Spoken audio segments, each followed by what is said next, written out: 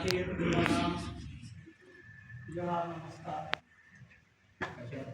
मेरी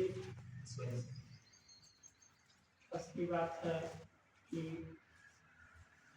हमारा यही सोसाइटी के नेतृत्व में हमारे समाज में जो देखा देखी दहेज प्रथा का जो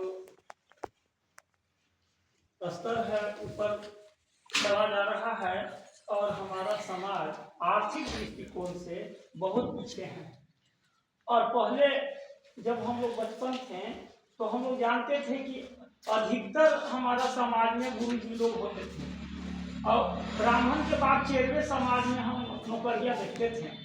और आज के जो परिवेश है, आज का जो समय है, वो ज़्यादा अधिकतर में आदिवासी के सीट पर मिशनरी में जो आदिवासी चले गए हैं, आदिवासी गाँव से ज़्यादा उन लोग डेवलप कर गए हैं, यानी विकसित यानी नौकरी जो है सीट मेरे समझ से वो आदिवासी का सीट वही लूट ले रहे हैं। एक खुशी हमको यही लगा कि पहले बैंक वगैरह में हम देखते थे, हम लोग बचपन में स्टार्टअप लेने जाते थे तो मिश्रा जी, उपाध्याय जी मैनेजर होते थे, कैशियर होते थे।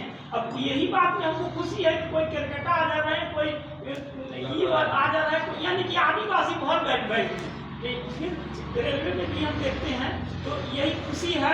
लेकिन गम की बात यही है कि मिशनरी में जो चले गए वो किसी यानी कि भारत के अथी से अलग है मिशनरी। इसलिए मिशनरी को हम चाह रहे हैं कि यदि हमारे समाज के लोग राजनीतिक स्तर में अगर आगे बढ़े, विधानसभा जाए, लोकसभा जाए, तो मेरे समझ से यही समझ में आ रहा था कि कैटेगरिया होना चाहिए। चेरो समाज के हम लोग का जो जनसंख्या है उसका अलग, और जो आदिवासी जो गांव समाज सरना के अंतर्गत आते हैं उनका कैटेगरी जनसंख्या के अनुसार अलग अनुपात होना चाहिए। और जो मिशनरी में चल रहे उनको तो आदिवासी से हट जाना चाहिए, लेकिन है तो उनका अनुपात अलग होना चाहिए जनसंख्या के आधार पर। एक मेरा सोच है। और दहेज के मामला में जहाँ तक मामला है तो देखा देखी हो रहा है, लेकिन एक बात अभी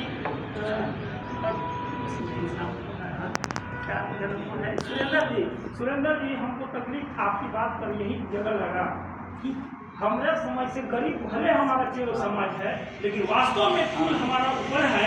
इसलिए कुल को हमको यही आग्रह करेंगे कि कुल को नाशिएगा, विकास के नाम पर कुल को मत नाशा जाए। इसलिए हम अपने